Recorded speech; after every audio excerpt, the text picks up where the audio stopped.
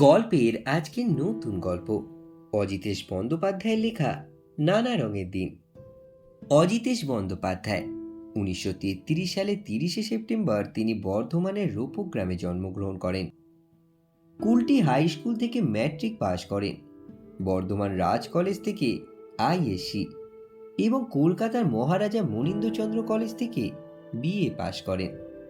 তার লেখা উল্লেখযোগ্য নাটকগুলির মধ্যে রয়েছে নানা রঙের দিন, মঞ্জুরি, 3 পয়সার পালা, নটি বিনোদিনী প্রভৃতি।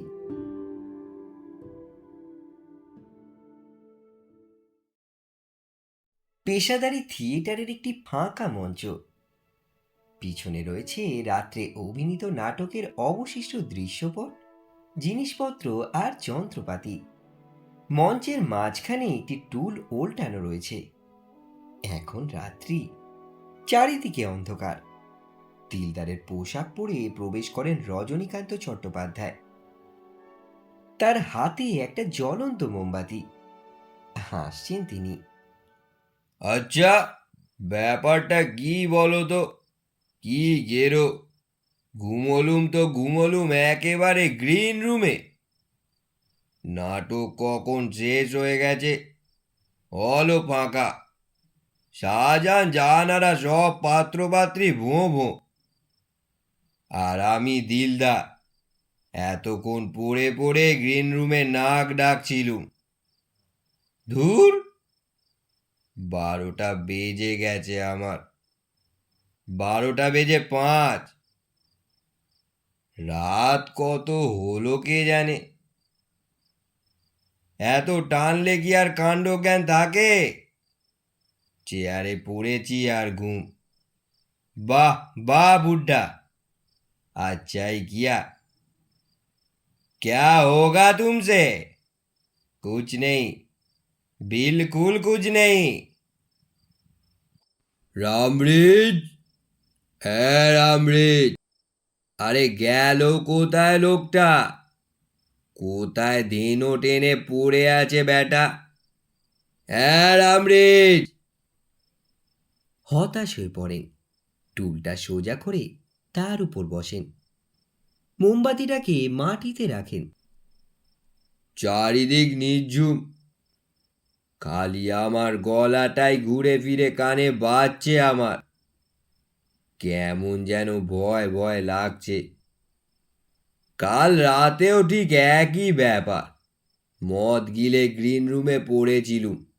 রামব্রিজি ঘুম থেকে তুলে ট্যাক্সি ডেকে দিয়েছিল। তার দরুন আজ সন্ধেবেলা নগদ 3টে টাকা বকশিসও দিলুম ওকে। আর তার ফল হলো কি না, সেই টাকায় তিনি নিজেই আজকে মদ গিলে কোথায় পড়ে আছেন। নিজ্ঞাত মেইন গেটে তালা পড়ে গেছে। আচ্ছা, পাগলের পাল্লায় পড়া গেছে। যা হোক, উফ, আজ রাতে কতটা গিলেছি। মাতালের এই হচ্ছে বিপদ, ছাড়বো বললেই ছাড়ন নেই। আরে বাবা, দিলুম, তোকে বকশিস দিলুম না, উনি আবার সেই আনন্দে আমাকেই 1.5 বোতল খাইয়ে গেলেন। এহ, একেবারে রামধেনু। উফ, বুকের ভেতরটা থর থর করে কাঁপছে যে। মুখের ভেতরটা যেন অডিটোরিয়াম। ইন্টারভ্যালে সব দর্শকরা হাঁটাহাঁটি লাগিয়ে দিয়েছে। উফ, জিভটা টানছে কিরে বাবা। অকারণ, অকারণে বাবা।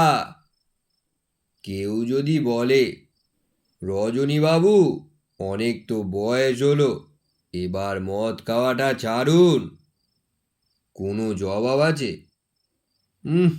রোজ দিন যায়, সন্ধে হয় আর মদ খাই। উফ, ভগবান, শিরদাঁড়াটা গেল। বুকটা কি ভীষণ কাঁপছে। মনে হচ্ছে যেন, রজনীবাবু ভাই, শরীরটার দিকে একটু নজর দিন। আর কি এ বয়সে এত সয়? কত বুড়ো হয়েছেন ভাবুন দেখিনি। হ্যাঁ, বুড়ো হয়েছেন বই কি রজনীবাবু, 68টা বছর কি নেহাত কম বয়স? হ্যাঁ, ছোকরাদের মতো ঢং ঢাং করতে পারেন, লম্বা চওড়া চেহারাটাও আছে, আরও চালিয়ে দেবেন কিছুদিন। লম্বা লম্বা চুলে ডেইলি হাফ শিশি কলব লাগিয়ে যেরকম ইয়ার্কি টিয়ার্কি মারেন, তাতে বয়সটা ঠিক বোঝা যায় না। কিন্তু যা গেল সেই কি আর ফিরবে? 68টা বছর এক পা এক পা করে এগিয়ে চলেছে মৃত্যুর দিকে। আর জীবনে ভোর নেই, সকাল নেই, দুপুর নেই, সন্ধেও ফুরিয়েছে। এখন শুধু মাঝরাত্রিরের অপেক্ষা। এখানেই গল্প শেষ। এরপর রজনীবাবু এসে বলবেন, আমি লাস্ট সিনে প্লে করব না ভাই, আমাকে ছেড়ে দিন। কিন্তু কার্টেন উঠবে, শ্মশান ঘাট, পরিচিত বন্ধু বান্ধব, ওপারে উইংসে রেডি। একটু থামেন, সামনের দিকে তাকান, হলের শেষ প্রান্তে। জানেন রজনীবাবু, এই 45 বছর থিয়েটার জীবনে এই প্রথম মাঝরাতে একা, একেবারে একা স্টেজে দাঁড়িয়ে আছি, জীবনে প্রথম। কেন জানেন? এ হচ্ছে সবই মাতালের কারবার। ফুটলাইটের কাছে যান। সামনেটা কিছু দেখা যায় না, ওই দূরে তো ব্যালকনি না? ফার্স্ট বক্সটাও দেখতে পাচ্ছি এখন, ওই তো সেকেন্ড, থার্ড, ফোর্থ বক্সটাও সব গভীর অন্ধকারে ডুবে আছে। সব মিলিয়ে যেন একটা শ্মশান। যেন ওর দেয়ালে কালো কালো অঙ্গারে লেখা আছে জীবনের শেষ কথাগুলো। কত নড়াচড়া, কত উদ্বেগ, কত প্রেম, কত মায়া, সব মিলিয়ে যেন মৃত্যুর নিঝুম ঘুমের আয়োজন করে রেখেছে কারা। উফ, কি শীত! সব আছে, শুধু মানুষ নেই। সব ভুতুড়ে বাড়ির মতো খাঁ খাঁ করছে। মরে গেছে নাকি? শিরদাঁড়ার ভিতর দিয়ে কিরকম শিরশির করছে যেন। হঠাৎ চেঁচিয়ে বললেন, রামব্রিজ, রামব্রিজ, কাঁ গয়া রে? উফ, এই মাঝরাতে একা একা কি সব মৃত্যু শ্মশান আবোল তাবোল ভাবছি। হবে না কেন, কম গিলেছি আজকে?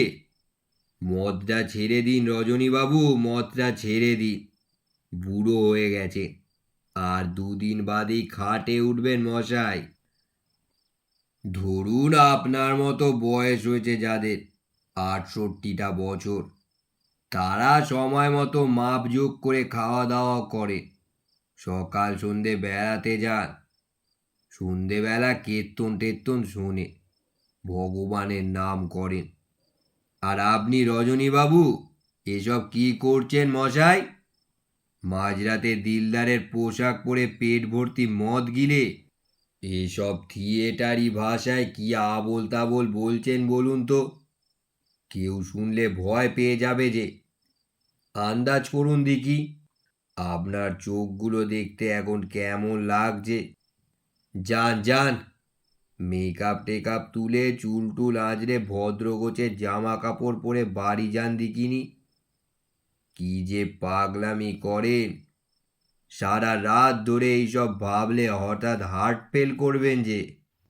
উইংস দিয়ে বেরিয়ে যেতে চান, যেই এগিয়েছেন অমনি দেখা গেল পরনে ময়লা পাজামা, গায়ে কালো চাদর, এলোমেলো চুল, বুড়ো কালিরাজ সেন ঢোকেন। রজনীবাবু ভয়ে চিৎকার করে পিছিয়ে যান। কে? কি চাই তোমার? কি চাই? অর্ধেক রাগ, অর্ধেক মিনতি করে। কে? কে তুমি? কালীনাথ বললেন, আমি। কে? নাম বলো। আস্তে আস্তে এগিয়ে এসে বললেন, আমি চাটুর্যে মশাই, আমি কালীনাথ, আপনাদের প্রম্পটার কালীনাথ। রজনীকান্ত অসহায় হয়ে টুলের উপর বসে পড়েন, জোরে জোরে নিঃশ্বাস পড়তে থাকে। সারা শরীর কাঁপতে থাকে। হ্যাঁ, কে? ও, তুমি তুমি কালীনাথ? তুমি এত রাতে কি করছিলে এখানে? আমি রোজ লুকিয়ে গ্রিন রুমে ঘুমোই চাটুর্যে মশাই, কেউ জানে না। আপনি বামুন মানুষ, নিচে কথা বলবো না। আপনার পায়ে ধরছি, এই কথাটা মালিকের কানে তুলবেন না চাটুর্যে মশাই। আমার শোয়ার জায়গা নেই, একেবারে বেঘরে মারা পড়বো তাহলে। ও, তুমি কালীনাথ? তাই বলো, বলো কালীনাথ, তুমি কি হয়েছে জানো?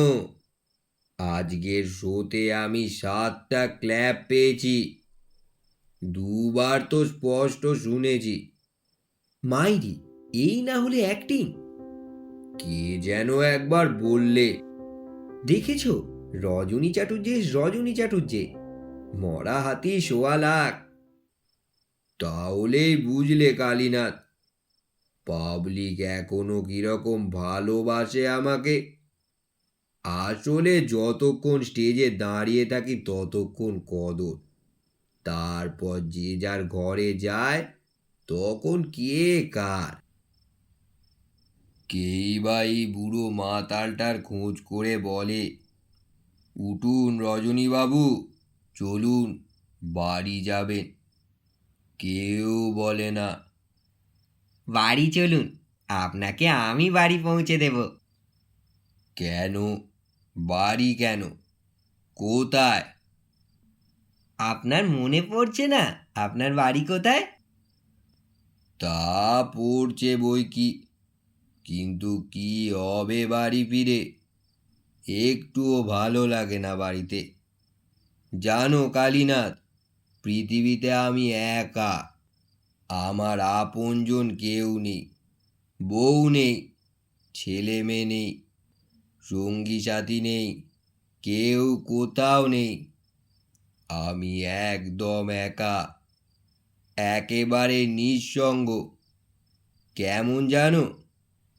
ধুধু করা দুপুরে জ্বলন্ত মাঠে বাতাস যেমন একা, যেমন সঙ্গীহীন, তেমনই আদর করে একটা কথা বলে এমন কোনো লোক আছে আমার? মরবার সময় মুখে 2 ফোঁটা জল দেয় এমন কেউ নেই আমার। আর জানো, যখনই এইসব কথা ভাবি তখনই ভয়ে যেন বুকের ভেতরটা হিম হয়ে আসে আমার।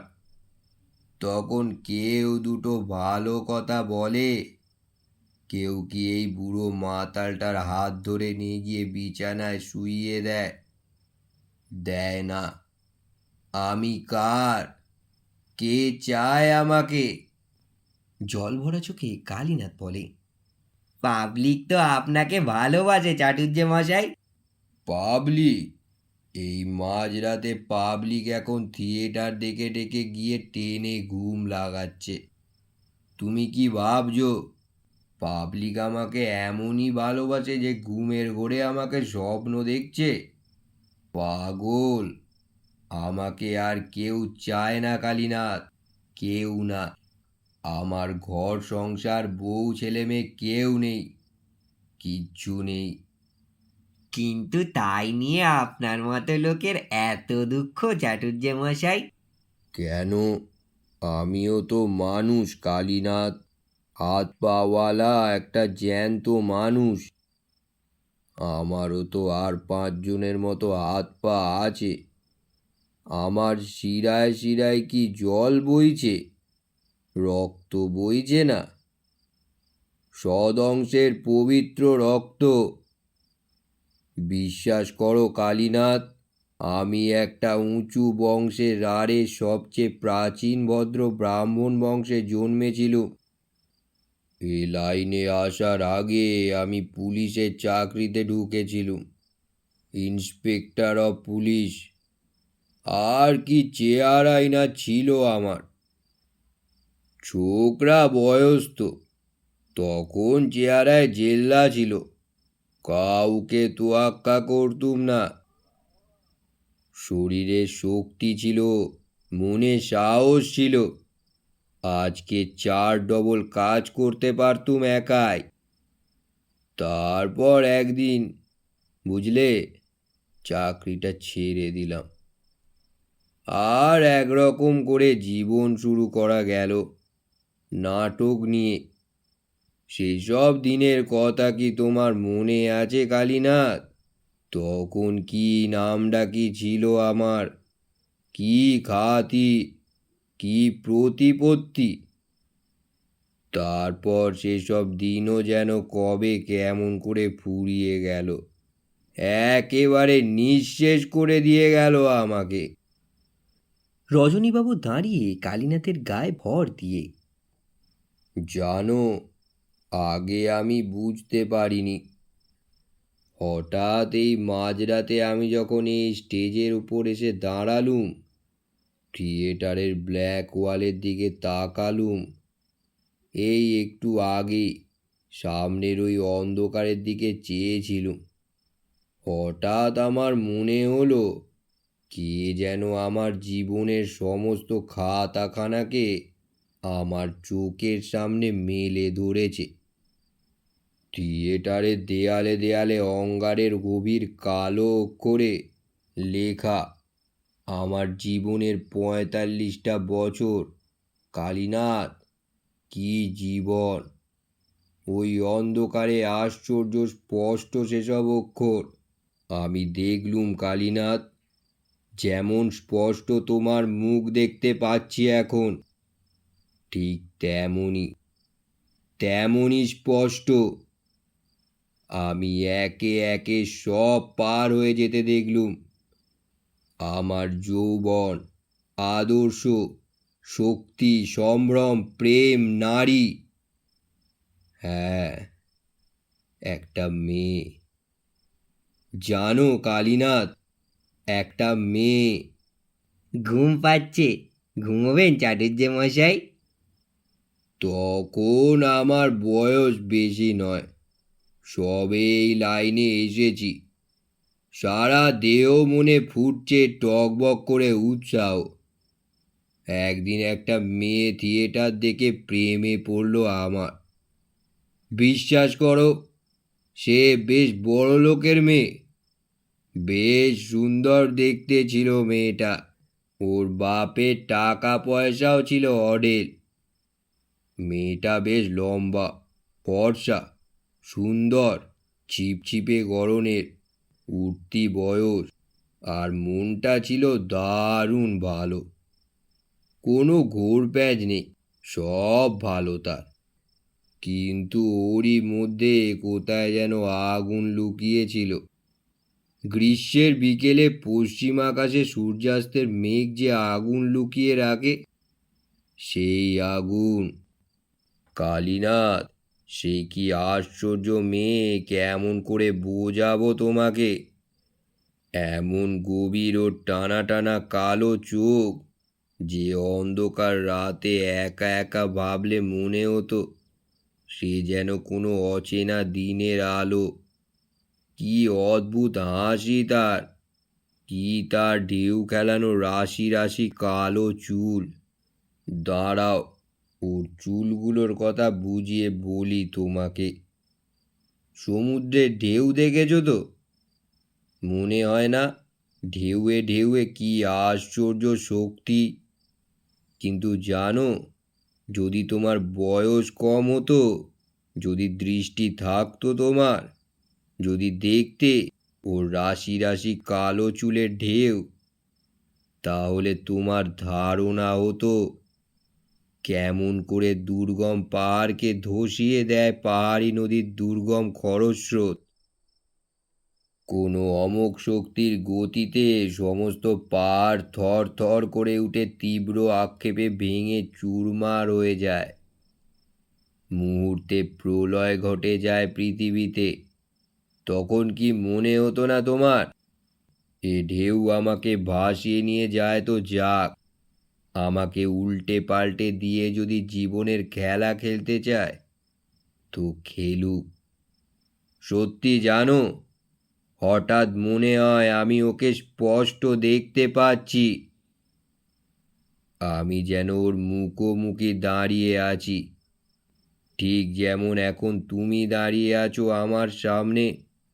আর একদিন আর একদিন তাকে দেখে মনে হয়েছিল ভোরের আলোর চেয়েও সুন্দর সে। সেই যে তার আমার দিকে সেই একরকম অদ্ভুত করে চেয়ে থাকা, মরে যাব তবু ভুলবো না তার সেই আশ্চর্য ভালোবাসা। ও শুধু আমাকে আলমগীরের পাঠ করতে দেখেছিল, আর কিচ্ছু নয়। আমার নিজের থেকে ওকে কোনো কথা বলতে হয়নি, রেখে ঢেকে সত্যি মিথ্যে কোনো কথা না। একদিন যেচে আলাপ করলো আমার সঙ্গে, তারপর ক্রমশ আলাপ থেকে ঘনিষ্ঠতা, ঘনিষ্ঠতা থেকে প্রেম। আর তখনকার দিনে আমার অ্যাক্টিং মানে সে একটা ব্যাপার। তখন তো আমার বয়সও বেশি না, সামনে পড়ে রয়েছে ব্রিলিয়েন্ট ফিউচার। তখন নিজের ওপর কত জোর ছিল, তখন মনে মনে কত আশা, কত প্ল্যান। একদিন ওকে বললাম, অনেক দিন তো আলাপ হলো আমাদের, চলো এবার বিয়ে করি আমরা। এমনই করে আর কতদিন থাকবো আমরা? এবার আমাদের বিয়ের কথাটা তোমার বাবাকে বলি একদিন। রজনীবাবুর গলার স্বর ডুবে যায়। ও কি বলল জানো? হ্যাঁ, আমি তোমাকে ভালোবাসি, চলো বিয়ে করি। কিন্তু তার আগে তুমি ওই থিয়েটার করা ছেড়ে দাও। থিয়েটার করা ছেড়ে দেব? কেন?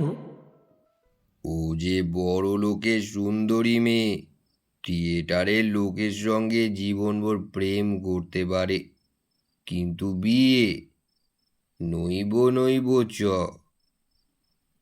আমার মনে আছে সে রাত্রিরে কি যে পাঠ করেছিলুম, কি যেন কি একটা বাজে হাসির বই। স্টেজে দাঁড়িয়ে পাঠ করতে করতে হঠাৎ যেন আমার চোখ খুলে গেল। সেই রাত্রে জীবনে প্রথম মোক্ষম বুঝলুম যে যারা বলে নাট্যাভিনয় একটি পবিত্র শিল্প, তারা সব গাধা, গাধা। তারা সব মিথ্যে কথা, বাজে কথা বলে। অভিনেতা মানে একটা চাকু, একটা জোকার, একটা ক্লাউন। লোকেরা সারাদিন খেটে খুটে এলে তাদের আনন্দ দেওয়াই হলো নাটকওয়ালাদের একমাত্র কর্তব্য। মানে এক কথায় একটা ভাঁড় কি মোসাহেবের যা কাজ তাই। আর সেই দিনই বুঝলুম পাবলিকের আসল চরিত্রটা কি। তারপর থেকে ওসব ফাঁকা হাততালিতে, খবরের কাগজের প্রশংসায়, মেডেলে, সার্টিফিকেটে নাট্যাভিনয় একটি পবিত্র শিল্প, এসব বাজে কথায় আমি বিশ্বাস করি না। পাবলিক মহোদয় আলবাদ হাততালি দেবেন, খুব প্রশংসা করবেন, সব ঠিক। কিন্তু যেই তুমি স্টেজ থেকে নামলে, তুমি তাদের কেউ না। তুমি থিয়েটারওয়ালা, একটা নকল নবিশ, একটা অস্পৃশ্য ভাঁড়। তা বলে কি তারা তোমার সঙ্গে আলাপ করবেন না, চা সিগারেট খাওয়াবেন না? তা খাওয়াবেন, অনেক কথা বলবেন, আলাপ আলোচনা করবেন, হাসবেন, নমস্কার করবেন। তা নইলে বাইরে জাহির করবেন কি করে, ও অমুক আর্টিস্ট? হ্যাঁ হ্যাঁ, ওকে আমি চিনি, ওর সঙ্গে আমার খুব খাতির। উনি তো সেদিন অবধি আমার ঘরে সব ঠিক। কিন্তু কোনো সামাজিক সম্মান তুমি পাবে না। থিয়েটারের পরিচয় কেউ তার মেয়ে কিংবা বোনের সঙ্গে বিয়ে দেবে কারো? কখনো না।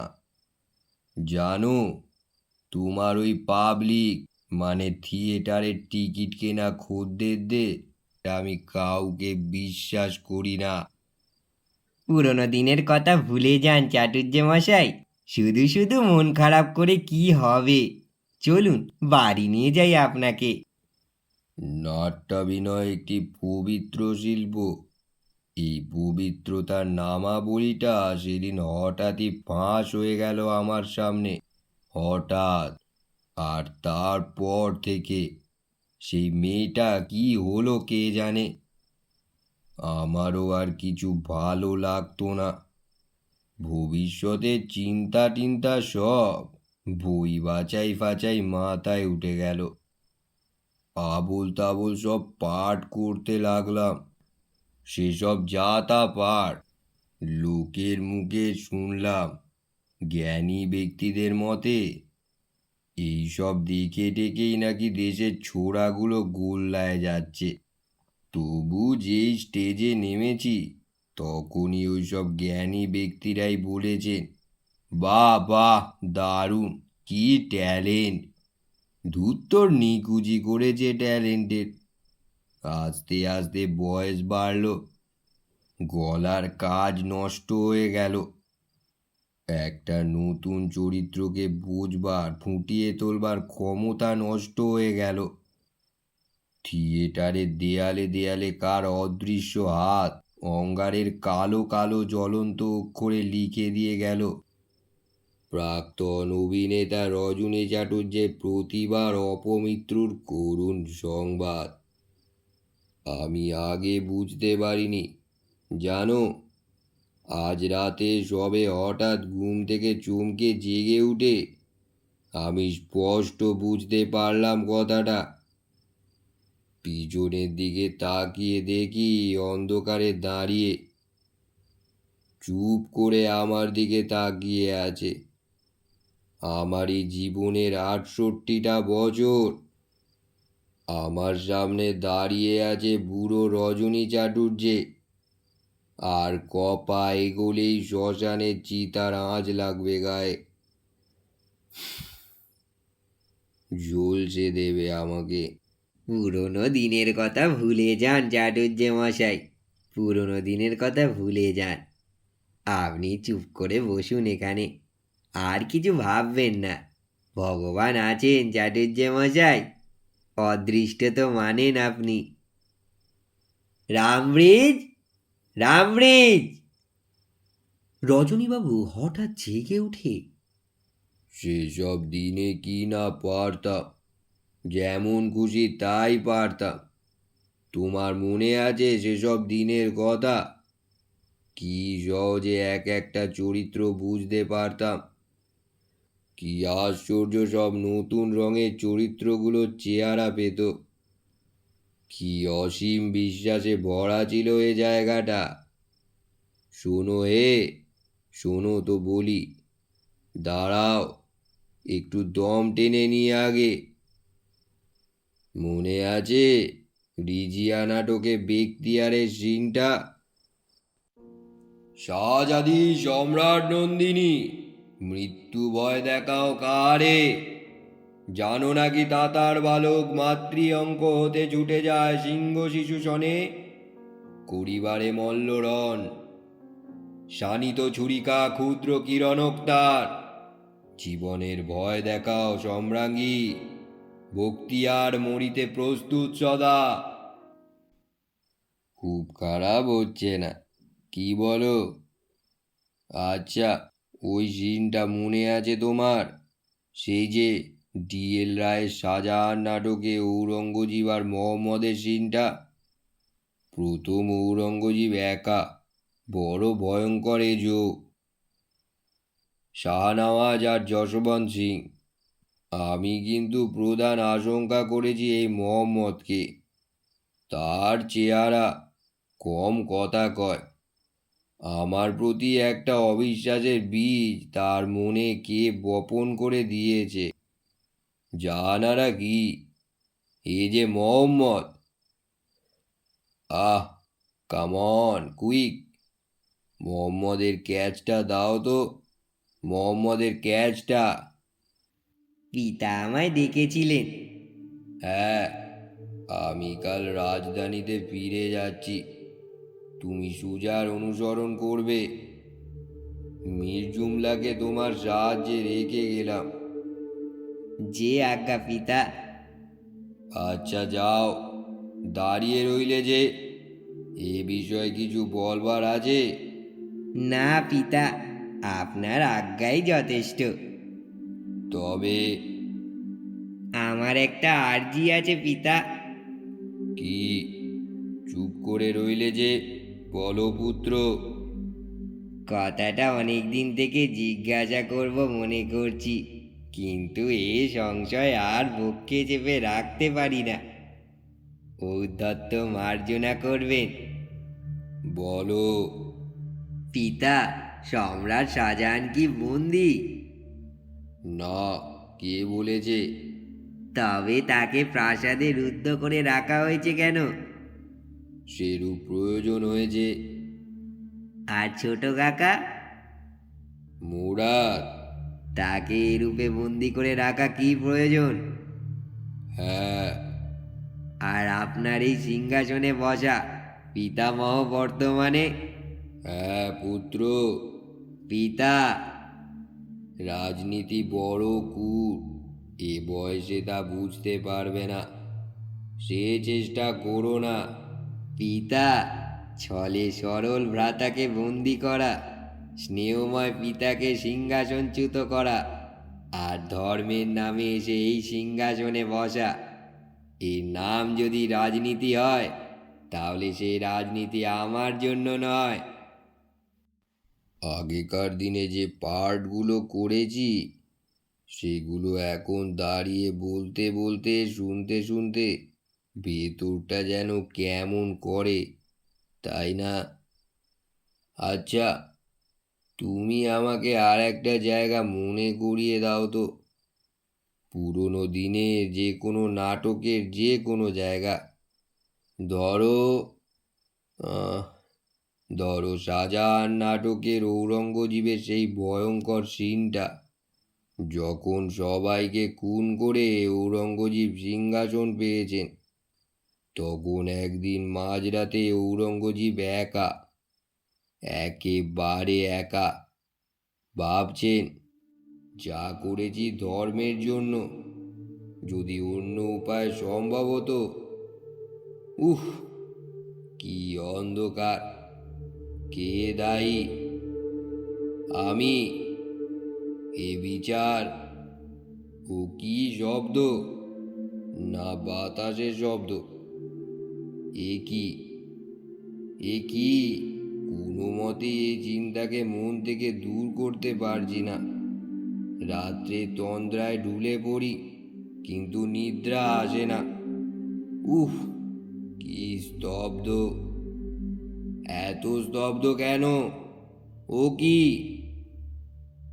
আবার সেই দাঁড়ার ছিন্ন শির, সুজা রক্তাক্ত দেহ, মুরাদের কবন্ধ। যাও সব, আমি বিশ্বাস করি না। ওই তারা আবার আমায় ঘিরে নাচছে। কে তোমরা? জ্যোতির্ময়ী ধূমশিকার মতো মাঝে মাঝে জাগ্রত তন্দ্রা এসে দেখা দিয়ে যাও। চলে যাও। মুরাদের কবন্ধ আমায় ডাকছে। দাদার মুন্ডু আমার পানে এক দৃষ্টে চেয়ে আছে। সুজা হাসছে। এ কি সব? ওহ! হাততালি দিয়ে জোরে হেসে ওঠেন। সাবাস সাবাস! এখন বয়সগুলো কোন চুলোয় গিয়ে দাঁড়িয়ে আছে, হ্যাঁ? কোথায় গেল 68টা বছরের শোক? কোথায় চিতার আঁচটা? আমি স্পষ্ট বুঝতে পারছি কালীনাথ, আমার প্রতিভা এখনো মরেনি। শরীরে যদি রক্ত থাকে, তাহলে সে রক্তে মিশে আছে প্রতিভা। এর নাম যদি যৌবন না হয়, শক্তি না হয়, জীবন না হয়, তাহলে জীবন বস্তুটা কি কালীনাথ? প্রতিভা যার আছে, বয়সে তার কি আসে যায়? এই তো জীবনের সত্য কালীনাথ। আমার অ্যাক্টিং তোমার তোমার ভালো লেগেছে? না। সত্যি ভালো লেগেছে? না। আমার আরো মনে আছে জানো, সেই শান্ত গভীর পূর্ণতার কথা। শোনো, জীবনের শেষ যুদ্ধযাত্রার আগের রাতে সুজার সেই কথাগুলো, পিয়ারা বানুকে বলা, আজ তবে হাসো, কথা কও, গাও, যা দিয়ে আমাকে এতদিন ছেয়ে দিতে ঘিরে বসে থাকতে, একবার শেষবার দেখেনি, শুনেনি। তোমার বীণাটি পারো, গাও, স্বর্গ মর্তে নেমে আসুক, ঝঞ্ঝাতে আকাশ ছেয়ে দাও, তোমার সৌন্দর্যে একবার এ অন্ধকারকে দাঁড়িয়ে দাও দেখি, তোমার প্রেমে আমাকে আবৃত করে দাও। বসো, আমি আমার অশ্বারোহীদের বলে আসি, আজ সারা রাত্রি ঘুমাবো না। বাইরে দরজা খোলার শব্দ। কে? এ নিশ্চয়ই রামব্রিজ। আপনার প্রতিভা এখনো মরেনি চাটুর্যে মশাই। ঠিক পুরনো দিনের মতোই আছেন আপনি, পুরনো দিনের মতো। রজনীবাবু দরজার শব্দের দিকে চেঁচিয়ে বললেন, ইধার, হে রামব্রিজ, সিধে স্টেজ পার চলে আও। কালীনাথকে বললেন, বয়স বেড়েছে তো কি হয়েছে কালীনাথ, এই তো জীবনের নিয়ম। আনন্দে হেসে ওঠেন রজনীবাবু। আরে, তুমি কাঁদছো কালীনাথ? তোমার চোখে জল কেন বলো তো? আরে এসো এসো, দূর, কাঁদে নাকি? রজনীবাবু বুকে জড়িয়ে ধরে জল ভরা চোখে বললেন, শিল্পকে যে মানুষ ভালোবেসেছে তার বার্ধক্য নেই কালীনাথ, একাকিত্ব নেই, রোগ নেই, মৃত্যু ভয়ের উপর সে তো হাসতে হাসতে ডাকাতি করতে পারে। রজনীবাবুর চোখের জল গড়িয়ে পড়ে। হ্যাঁ কালীনাথ, আমাদের দিন ফুরিয়েছে। হায় রে প্রতিভা, কোথায় গেল বলো তো? জীবনের পাত্র শূন্যতায় রিক্ত করে দিয়ে কোথায় কার কাছে কোন দেশে গেল প্রতিভা? যাবার আগে মজলিসি গল্পের আস্থা করে নির্বাসন দিয়ে গেল আমাকে। আর তুমি সারা জীবন থিয়েটারের প্রম্পটার হয়েই তোমার জীবন ফুরিয়ে গেল। চলো কালীনাথ, চলো যাই। যেতে আরম্ভ করলেন। জানো, সত্যি কথা বলতে কি, ওসব প্রতিভা টতিভা আমার কিছু নেই। দিলদারের পার্টটা মন্দ করি না, তাও আর বছর কয়েক পরে মানবে না আমাকে, তাই না? অতএব ওথেলোর সেই কথাগুলো মনে আছে তোমার? সেই যে, oh now for ever, farewell the tranquil mind, farewell content, farewell the plum troops and the big wars that makes ambition virtue. Oh, farewell, farewell the nagging steed and the shrill drum, the speed string drum, the ear-piercing whip, the royal banner and all quality, pride, pomp, and circumstances of glorious war. আমি বলছি রজনী চাটুর্যে মরবে না, কিছুতেই না। কিংবা ধরো, life's but walking shadow, a poor player that starts and fades his hour upon the stage, and then is heard no more. A horse, my kingdom for a horse,